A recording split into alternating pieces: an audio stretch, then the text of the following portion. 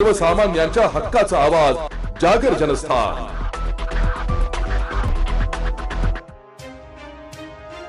धुळे महानगरपालिकेत निवडून आलेल्या महिला नगरसेविकांच्या अधिकारांवर गदा आणून त्यांच्या जागी परस्पर प्रशासकीय व राजकीय कामकाज पाहणाऱ्या पतिराज, भाऊराज आणि पिताराज प्रवृत्तीला आळा घालावा या मागणीसाठी उद्धव बाळासाहेब ठाकरे, शिवसेना आणि इर्दिरा महिला मंडळाच्या वतीने तीव्र संताप व्यक्त करण्यात आलाय। स्थानिक स्वराज्य संस्थांमध्ये महिलांना 50% आरक्षण देऊन त्यांना राजकीयदृष्ट्या सक्षम करण्याचा शासनाचा मूळ उद्देश असताना धुळे मनपात मात्र काही महिला प्रतिनिधींना केवळ रबर स्टॅम्प बनवून त्यांचे पुरुष नातेवाईकच मनमानी कारभार करत असल्याचा गंभीर आरोप महिला आघाडीने केलाय। या बेकायदेशीर हस्तक्षेपावर प्रशासनाने तात्काळ कायदेशीर कारवाई न केल्यास संबंधित पुरुष नातेवाईकांना साडी चोळीचा आहेर देऊन जाहीर निषेध नोंदविण्याचा व रस्त्यावर उतरून तीव्र आंदोलन छेडण्याचा खणखणीत इशारा या निवेदनाद्वारे देण्यात आलाय।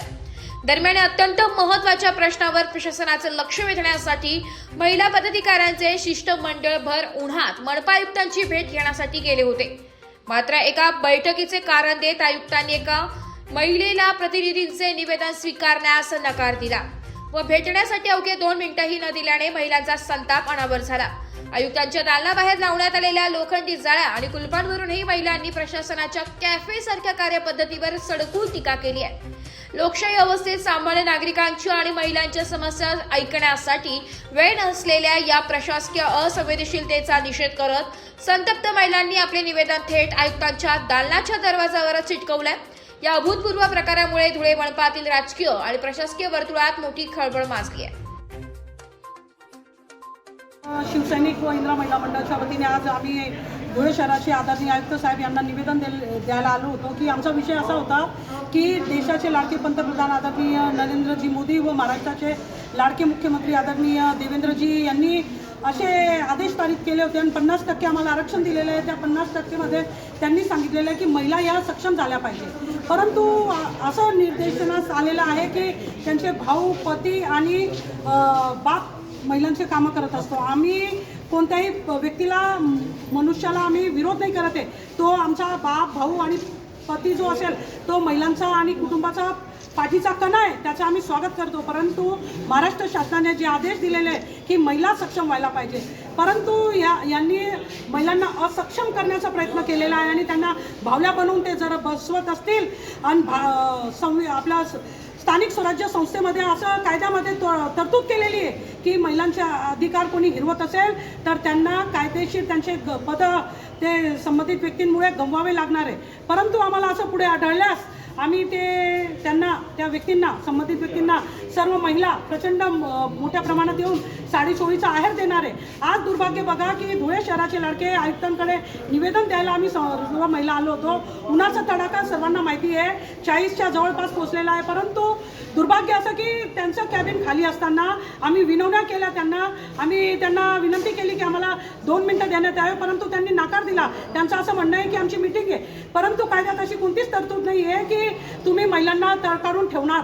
आणि आम्हाला त्यांनी आमचं निवेदन नाही स्वीकारलं तर आम्ही सर्व महिलांनी तो निवेदन आता आयुक्त साहेबांच्या कॅबिनला दिलेला आहे, दरवाजाला चिपकवून दिलेला आहे आणि याची सर्व जबाबदारी संबंधित आयुक्त साहेबांची राहणार आहे। दुसरं असं, या शहरामध्ये लोक येतात 4-4 तास तरंगळ पद्धतीने बसलेले असतात त्रासामध्ये। दुसरा असा, हा गेट कशासाठी तयार करण्यात आलेला आम्हाला माहिती नाही।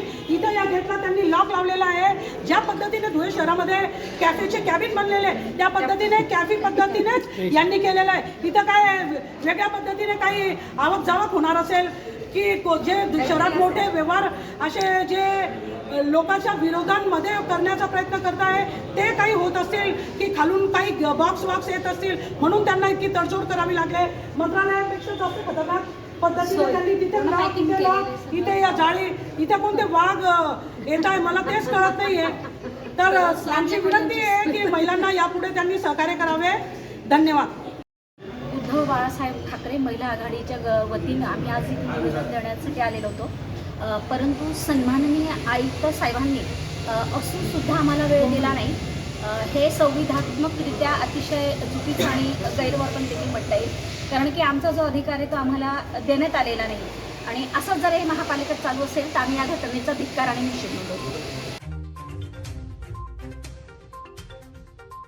जागर जनस्थानसाठी प्रतिनिधी रूपक बिरारी, धुळे।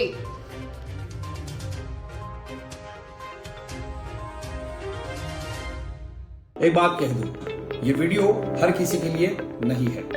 अगर आप सोचते हैं कि आप YouTube देखकर ट्रेडिंग सीख जाएंगे, तो ऑनेस्टली ये वीडियो आपके लिए नहीं है। ट्रेडिंग सिर्फ एक बाय सेल का गेम नहीं है। यहाँ पर चाहिए डिसिप्लिन, रियल नॉलेज और पेशेंस।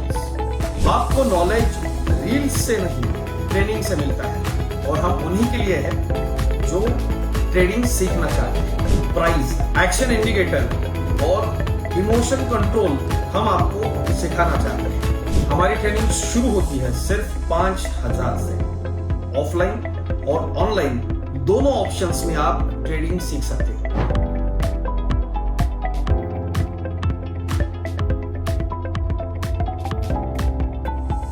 अगर 5,000 इन्वेस्ट करने में प्रॉब्लम है तो फिर ट्रेडिंग में करियर करने का आइडिया छोड़ दीजिए। अगर आप सीरियस हो, ट्रेडिंग के स्किल को बिल्ड करना है, साइड इनकम बनाना है, आपका फ्यूचर सिक्योर करना है, तो स्क्रॉल मत करो। फॉर्म भरिए, ट्रेनिंग लीजिए और सही तरीके से ट्रेडिंग के अपने स्किल्स को बेटर कीजिए। और स्क्रॉल करने वालों का क्या है, वो तो शॉर्टकट ढूंढ ही लेंगे। मार्केट उनका भी ख्याल रख लेंगे।